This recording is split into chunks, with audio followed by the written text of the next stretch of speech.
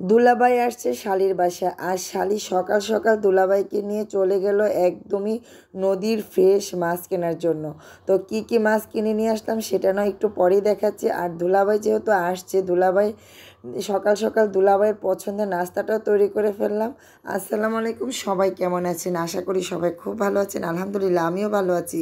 তো আমার হাতের এই পিঠাটা শুধু আমার দুলাভাই আপু না, আমার পরিবারের সবাই অনেক বেশি পছন্দ করে এই চিতই পিঠা। আর হচ্ছে ঝাল ঝাল যে কোনো মাংস, মাটন হোক আর চিকেন হোক আর বিফ হোক, এটা দিয়ে খেতে অনেক বেশি পছন্দ করে। তাই দুলাভাইয়ের জন্য সকাল সকাল এই তো পিঠা নাস্তা দিয়ে, তারপরে সাথে কিন্তু অনেক নাস্তা ছিল, দই, কাঁঠাল, আম, পিঠা, মাংস সব কিছু দিয়ে নাস্তা করেছে দুলাভাই। আর দুলাভাইয়ের সাথে গিয়ে এই তো ফ্রেশ ফ্রেশ চিংড়ি মাছ আর দুলাভাইয়ের পছন্দের নদীর ছোট মাছ কিনে নিয়ে আসলাম।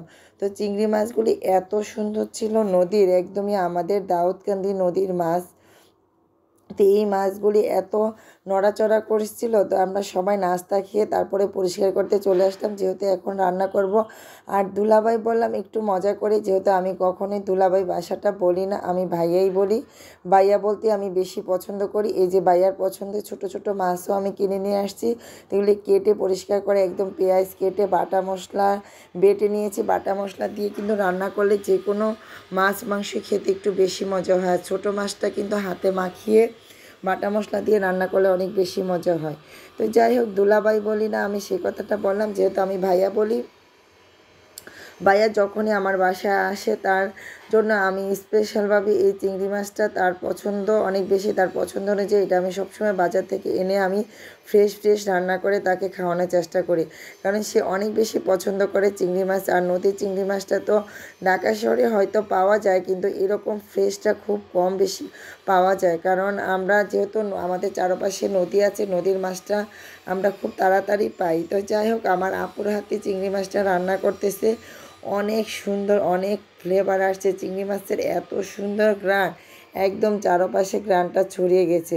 তো এখান থেকে বড় বড় মাছগুলি বোনা করে ফেলছে। আমি সব রান্নার ক্লিপ আমি নিতে পারিনি, যেহেতু আমি অনেক বেশি ব্যস্ত, আমার বাসায় মেহমান আসছে, তো আমি তো একটু ব্যস্ত বেশি ছিলাম। তো চিংড়ি মাছ রান্নাটা কি লোভনীয় হয়েছে তাই না? ছোট ছোট চিংড়ি মাছ দিয়ে আলু শাক রান্না করা হয়েছে। আর ছোট মাছগুলি আমি নিজ হাতে বোনা করেছিলাম। এই যে আলু শাকটা ছোট ছোট চিংড়ি মাছ দিয়ে রান্না করা হয়েছে। তুই যে গত ভিডিওতে দেখিয়েছিলাম না, আমার ছাদের খুব সুন্দর আলু শাক হয়েছে, সে আলু শাক দিয়ে রান্না করেছি।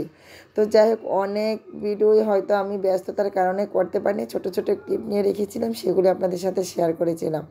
তো যাই হোক, এই তো ছিল আমার দুপুরের আজকে রান্না দুলাভাইয়ের জন্য। দুলাভাইয়ের সাথে বাজারে গিয়ে এই বাজার করে রান্না করলাম।